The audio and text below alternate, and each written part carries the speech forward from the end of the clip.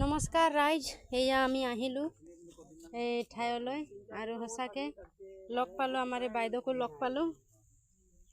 নমস্কাৰ।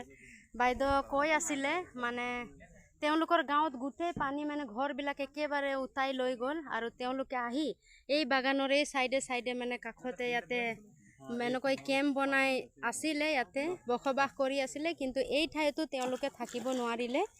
মানে বাঘে আহি আক্ৰমণ কৰিলে বুলি কৈছে। ওইটা অলপমান বলে দে তো।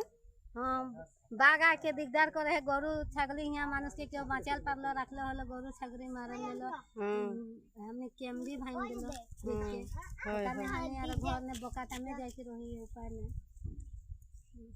তো এটাই সব রাইজকে এটাই দেখাচ্ছি আর যাতে তোদের সাহায্য কর এদেরকে, যাতে এখন এদের ঘর দুয়ার যত জি লাগে হয় না।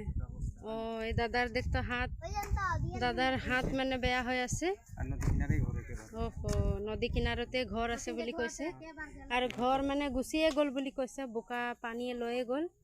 তো ৰাইজে যাতে